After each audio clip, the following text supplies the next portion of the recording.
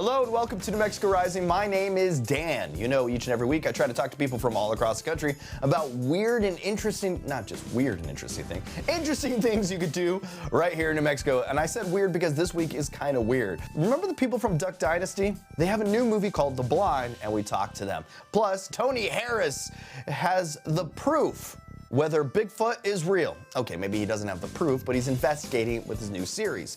Brennan Foster came back from the Strangest Film Festival where he talks about burgers that are made with blood. It's all right here on New Mexico Rising.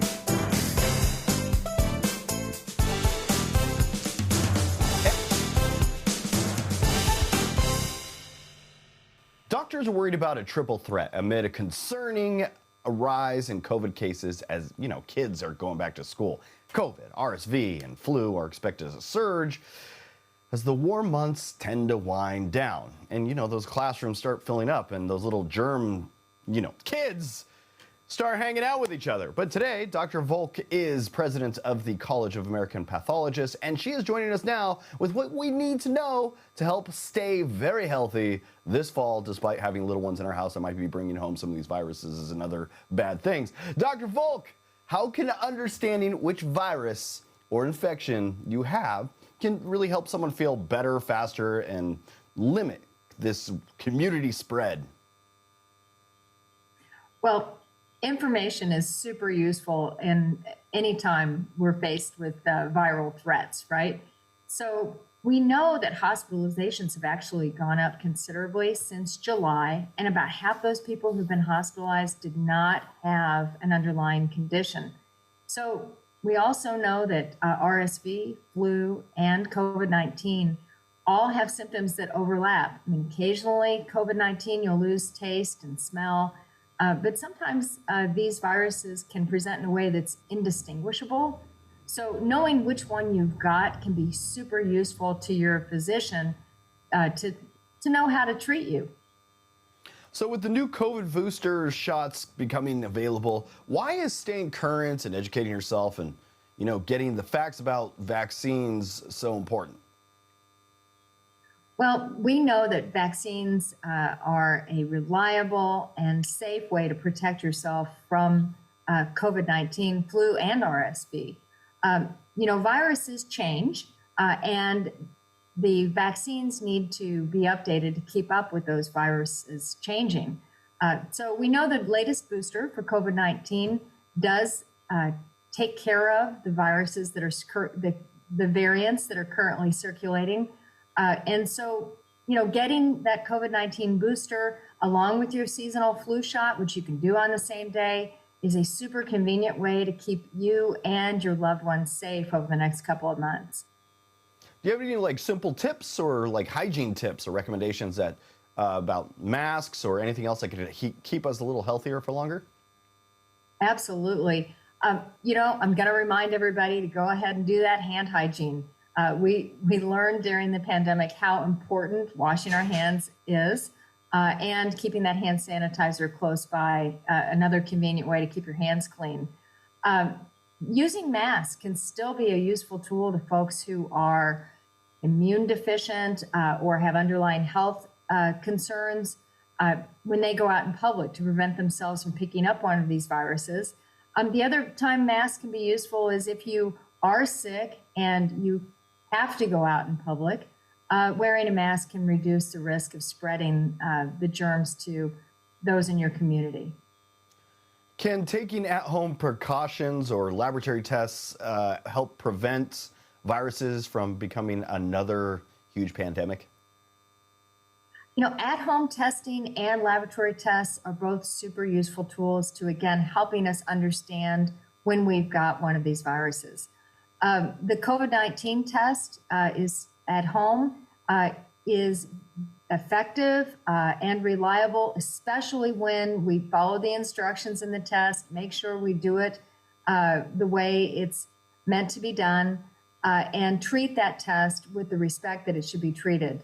Also look for the expiration date on the side of the box of the test to make sure that you've got a test that is not expired. If you have any questions about that, going to cdc.gov can also be useful to see if the expiration date was extended. But when in doubt, if you want to make sure you've got the most accurate, reliable test results, going to a lab test is the best way to go. Dr. Volk, thank you for joining me this morning. Where can we go for more information about any of this? You can go to newsroom.cap.org for some reliable information. Thank you, Dr. Volk. Long before a dynasty of ducks, Phil Robertson and Miss Kay started a family, but, you know, his demons started to tear their lives apart. It was all set in backwoods in the swamps in 1960s Louisiana, but there's a new movie that kind of experiences and shows the dynasty before the dynasty. And today, we have Willie and Korie Robertson here to talk about it. Welcome to the show, you two. Good to be here. Hey there. Thanks for having us. So why is it so important for this film right now? Well, I think right now, people are looking for hope, and they're looking for something that's makes sense and bigger than themselves. And this story is exactly what that is. It is a story of hope and redemption. You know, long before Duck Dynasty is kind of the fruit of the labor. Once the family figured it out and found their faith and was together. But if you go back and you realize just how close this family was to never really getting off the ground, and we kind of chronicle these 10 bad years. It's a timepiece set in the 50s, 60s, and 70s. That's where that's the time period that we cover. And yeah, it's just the real struggle in Phil and Kay's marriage. And they were willing to share that if it was willing to help other people, other marriages, and other people who have, you know, made a mess of their life. And Phil's was certainly that way. And so it's about Phil and his kind of turnaround, but probably more importantly, it's about Kay and her willingness to forgive Phil and really stick it out for her family to make sure we stayed together. And we're grateful that they did, because had they not, there would have been no company, there would have been no Duck Dynasty. So so really every day of our lives, all the things that have happened since then, I can trace it back and go back to that couple that stayed together and how important that is. How vulnerable do you guys have to be to kind of be able to share a film of this matter, kind of showing the history of your family? Yeah, it was very vulnerable. I think even more than we expected, because, you know, we've heard the stories, and it's one thing to kind of tell this story and be like, yeah, we had a hard time, but it's another thing to actually go through it and kind of chronicle it and see it on this big screen.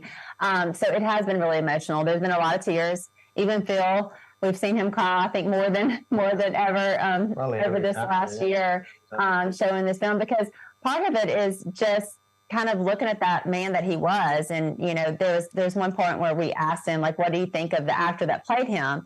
And we meant the actor that played him, but when we said, what do you think of the guy who played you? And he said, not much. And we're like, whoa, what do you mean? And he was like, I didn't like that guy on that screen, you know, because he was a different man. And I think that's kind of that message that Willie alluded to, that message of hope that, like, everyone can change. And sometimes we can be in this culture where we think, oh, no one changes, you know, whatever you've done in your past is going to stay with you forever. But actually, you know, people really can change. And when God comes into their life and faith comes into their life and you surrender your life to something bigger than yourself, you actually can change. And Phil's life is proof of that.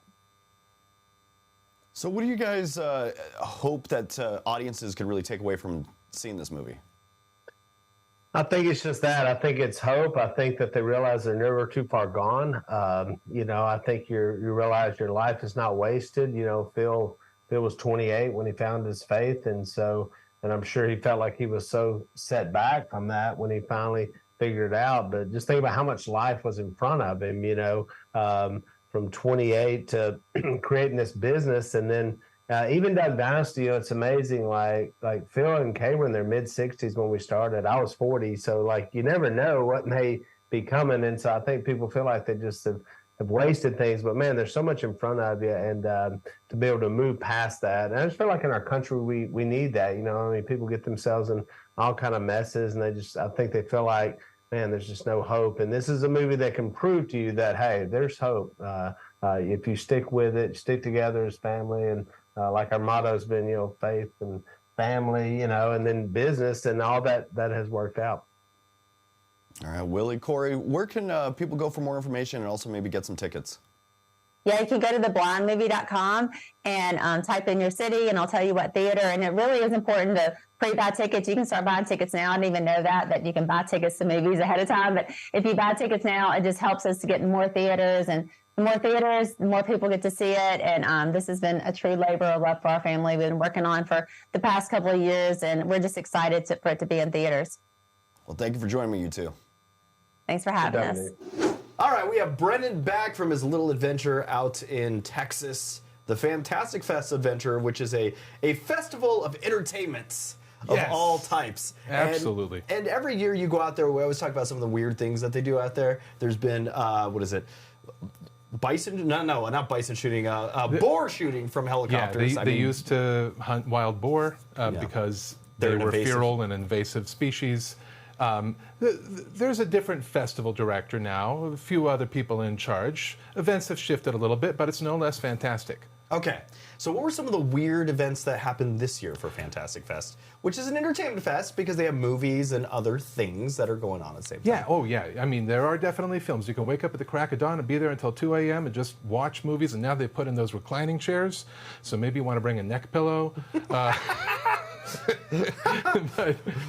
it is plenty of films there, but there's also book fairs. There's Leonard Maltin coming in. Leonard Maltin right. All the time. There are always boxing matches. There are debates that segue into boxing matches, and my favorite one this year was a debate about whether or not shark films are good for sharks. Wait. Shark films are good for sharks, or as in like the sharks are watching the films? No, as in do shark films make sharks bad? Like, do they put them into a worse position environmentally, a stigma, or because there's an awareness of sharks, do they help prevent and help conserve sharks? Because that's very important. And what are your thoughts? So if you want to see, I was very fascinated that there were great arguments by two grown men in shark outfits in a boxing ring. And that's how it comes down to it. That's how it comes down to it. And it was really it was extremely entertaining. It was probably the best fight of the night. Okay, there was also a drag show this year. Okay. Louisiana Purchase, who is Austin's own drag queen of the horror genre. Okay. She used to run a show, now deceased, called Die Felicia. Okay. I got you. Yeah. Gotcha. She did a fantastic show with probably some of the best little horror-themed things. But otherwise, I say that the parties are what you really have to look forward to. The closing party is always where you want it to be the opening party, because you've gotten to know everything. You've gotten into the spirit, and everybody's there having a great time, and the drinks are free, and you want to have a little bit of ducking away and going outside for your own time to decompress. And so this year they had the best decompression area available. How was that? What was that? Well, you could get yourself buried in a coffin under 2 feet of dirt. Wait, what? Yeah, you could get yourself buried in a coffin. They would then put in the screws and shovel 2 feet of dirt on top of you and leave you there for 5, 10, 15 minutes, however long you wanted to relax. It was lovely. All right, well, that sounds fantastic. It was very, very, very, it was very relaxing. I can see it as like a meditative thing. Yeah. People are weird, man. People do weird things. Somebody said it was like attending a sauna. Okay.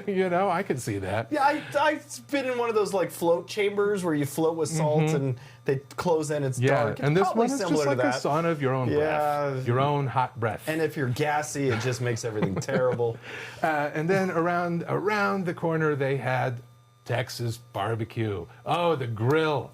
Oh, the grill was on fire. Okay, and tell us about this. Oh, they were serving up Eigenblüten. Eigenblüten? Eigenblüten. What is Eigenblüten? I've never heard of it. Eigenblüten. I think it's an Austrian specialty where you have a medical technician draw your own blood and infuse it into a vegan protein textured patty, and then put it up on the grill, and you can have it with a glass of wine. All right. Yeah. Okay. They like to push the envelope there and have a little. Well, you know, I mean, the cat hated it. He's off. The cat just leapt off my lap, and his claws worked out. Well, now you can make some vegan burgers of your own knee blood. It sounds crazy, but maybe also just sounds like I was in a nest of vampires. It sounds like it was Vampire Weekend. It could have been. All right, so how do you feel about it? I felt it was actually a really quiet. It was a really nice thing to go out, and everybody was eating those burgers with a nice glass of wine and saying what a delight it was. It was quiet. It was a little spectacle outside of things. You don't have to engage with that if you don't want to, but I thought it was extremely entertaining.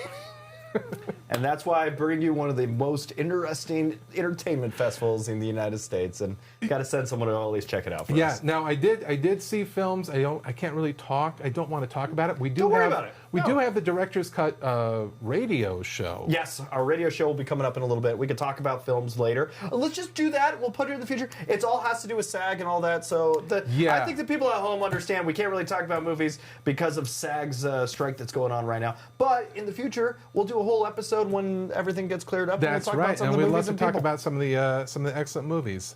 I guess I can say I can do a koan about it. Okay. If you wake up and cross river onto property, open door, and sit at the coffee table, you will have had a fantastic fest.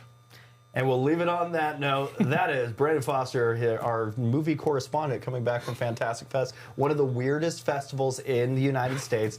We have to send him every year to report some of the weird things that they're doing out there. It's fun. It is fun. It is fun. And soon we'll talk about some of the movies on our radio show, Director's Cut Radio, so stay tuned. We'll talk about it and keep you posted right here. Yeah. That's it. Thank you. Do you believe in cryptids? Do you know what those are? It's like the Chupacabra, Nessie, or like Bigfoot. Things that may or may not exist. Aliens, UFOs. Well, today we have Tony Harris. He's the host of History Channel's The Proof Is Out There. And guess what he's doing? He got a team of people that are collecting videos of all these cryptids, such as Bigfoot. They're investigating whether they're real or not and trying to decipher what's real and what they could investigate more. So welcome to the show, Tony, to talk about his new show, The Proof Is Out There. I'm great. Good to be with you always, brother. All right, let's start off with the big guy, Bigfoot. We know about him. There's pop culture like Harry and the Hendersons. It's more of an East Coast thing or an upper Northwest thing. Why do you think Bigfoot is a phenomenon that like transcends the entire country? So this goes back to the 50s, right? This fascination. Maybe it goes back earlier than that, but certainly in the 50s, right? When we got the term Bigfoot, when that was coined, and then the Patterson-Gimlin film in 67, I believe. You know, and then later films in 91 and so on and so forth. And we're spending time in this opening episode to the season on a film from 2012. And I just think, you know, it's the nature of something that's bigger than anything that is known, right? As a known species. And we don't have a fossil, right? That would be kind of definitive. We could study. All we have are these footprints, these alleged footprints, these alleged films of sightings, and so it's a mystery. It ends up being this huge mystery, and then add into that mix, you know, we've all spent time in the woods. Certainly, if you're in the Northwest, you have, and you've all spent time around a campfire, and you've heard the cracking of a piece of wood or something, the strange sound, the growl, the hum or something, and you wondered what the heck it is. And so that's part of the fascination. We've all played that Stand By Me game, right? In the woods with the flashlights or, you know, whatever. And so that's part of the fascination of all of this. And it's the idea that we don't have definitive proof yet. We don't have clear, verifiable proof yet. We have these casts, right? We have these alleged footprints and we have these films. And, you know, we just need something that can't be denied, and we don't have it yet. And there's still this fascination. And if we don't do, I will tell you this, if we don't do something on Bigfoot in every season, you know, our audience is not happy with us. So we try. Since we don't know about them, even if they are real, should we be worried? I'm not worried as I sit here with you now. I'm more worried about what I don't know than what I'm finding out. I think that, there is more information. The more information, the better. I'm a journalist, so I want as much information as I can get. I just think you get to make informed decisions and choices once you have more information. I'm not crazy about a bunch of secrecy, certainly the secrecy that's been part and parcel of, I think, this country and this government's handling of discussions of UFOs and alien life and alien tech. So I'm always for more disclosure. I was happy when we got the reporting from Congress a few years ago. I think that could have been better and more thorough. I think the fact that they're continuing to look into this area is promising and encouraging. So I'm not worried about what I'm hearing and seeing now. I think on a scale of things, I'm more concerned about what I don't know as opposed to what I know, and which is why, with this show and the experts that work with us on this show, we're always pushing for more information, not less. Also, what do you believe? Yeah, I believe. And I'll do it with a negative. So I've said I believe. The negative side of that is I do not believe we're alone in the universe. I do not believe that at all. And I think, it's just a matter of time before the pieces come together, and we have more of the conclusive evidence and proof that we need so that we can satisfy that for, you're not going to satisfy everyone, but for most of the critical world. Yeah, I think it's just a matter of time. Thanks for joining me this morning, Tony. Yeah, always a pleasure. Always a pleasure. Thank you.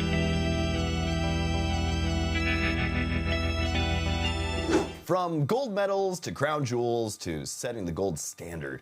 Our love for gold dates back tens of thousands of years. To highlight the quest for this precious metal is a new documentary, Gold, A Journey with Idris Elba. It's now streaming on YouTube.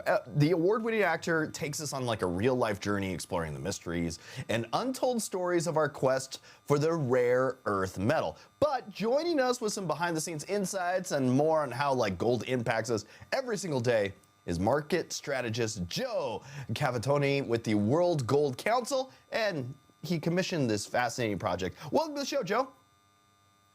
Thanks for having me. It's great to be here. All right, so why is it important to understand gold's story, and why did the World Gold Council bring in, the man himself, Idris Elba, to help tell this story, man?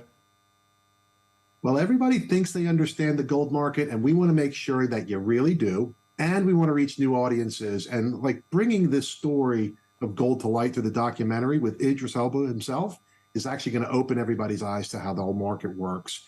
He's got a compelling profile and a natural connection to a lot of these untold human gold stories that we feature in the documentary. And we think he's the perfect person to host us on this journey, on his journey. He sums it up really well when he says he thought he knew how gold was shaping the world, but it turns out to be far more incredible. He does an amazing job of opening everybody's eyes to it. All right, the film was shot in many locations throughout the world. Can you tell us about some of the different locations Idris explores and any unique anecdotes from the film? Sure. I think the most important thing to start with is gold is a global asset. So we take you around the globe with him. And actually from North America to India to the UK, various countries in Africa, Asia, we go all over to show you everything. Now, I think the fun things to watch, including Idris himself, he goes to Canada and he actually experiences a mine site there. And he actually admits that he's got claustrophobic fears and he needs to go down over 3 kilometers in a mine shaft to see the mine site itself. So you can see how he reacts to the knowledge that he's going to have to do that. It's quite fun. But on a more personal note, he also heads to his mother's home country of Ghana, where he sees firsthand the benefits and the history of gold in that community and how it's changed it over the years. And it really is just forming 2 little examples of really these exciting locations. And they're done just so amazing. It's really a beautiful documentary. And you'll find these sites amazing and his experience at each of them unique. And gold has and continues to be like a strategic asset. Can you explain how people are investing in it today and why it continues to hold so much value? Sure. Lots of people know gold because they have jewelry, but gold is an investment and you can own gold in physical form, whether it's in bar form or coin form, not just as collectibles, but as a store of value and a savings as part of your investment portfolio. If you choose to go through the securities route, a regulated financial instrument, you can own gold-backed exchange-traded funds. They're also available. And you own it, like I've said, as a store of value. We're living in a world of increasing costs. The environment for inflation is very high, and portfolios are very diverse, but very volatile and very challenging to manage. Having an asset that's a store of value keeps that value in the portfolio and behaves appropriately as part of a diversified portfolio is what you really want. Protects you against volatility, earns returns, and it also protects you as an individual against rising prices around us. So what is the importance of exploring the societal value of gold on pretty much a global scale? You know, this is a really interesting aspect of the documentary that we're excited to share with everyone. You know, when you think about mining companies, you know that they bring us gold from the ground, and you think the word mining and you think about what they do for a living, but you have very little visibility or even any understanding that the resources that they're using to mine the gold are not only just doing that, but they're actually investing in these communities, whether it's through renewable sources of energy, infrastructure, schools, whatever it is, they're using those resources to build these communities around mine sites in remote locations. So they're really growing an ecosystem in a very fascinating way. You know, there's a long history of this happening. And actually, I'd encourage everybody to watch the video and see how that developed in the gold rush in the US in the 1840s, I should say. And actually what you'll find is there's a fun story about blue jeans. Check it out. And it's really interesting. Now, more specific to gold itself, you know, we've all just come out of COVID and the lockdown, and many of us had to take lateral flow tests. Pay particular attention to how gold features in that. Like, it's everywhere, and it's actually a really amazing component in all different aspects of the market. So what advice do you have for anyone interested in like investing in gold? So everyone should take a look at their investment portfolio and understand how gold can fit into it. There's an allocation that's right for you.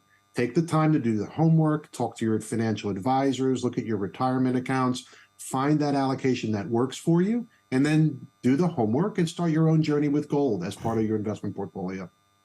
All right, how can we check out the movie Gold, A Journey with Idris Elba? And where can we get more information about some of the stuff that we talked about today? Sure, I think you said at the beginning of our segment that it's available on YouTube. It's streaming on YouTube. If you need help navigating there, go to journey.gold for the video. And if you need information and to do your homework on investing in gold, go to invest.gold. Joe, I just want to hear from the man himself. There you go. Thanks for joining me this morning, Joe. Thank you for having me. And that's it for New Mexico Rising. Here's your small business spotlight for Elysium Therapeutics. Hey Dan, I'm here at Elysium Therapeutics right now. We're getting ready to do a Thai massage pretty soon. This is Ludo, my therapy dog. So I started this business in 2018. I am a licensed massage therapist. I graduated from UTMI, and my specialties are Thai table massage and Ashiatsu.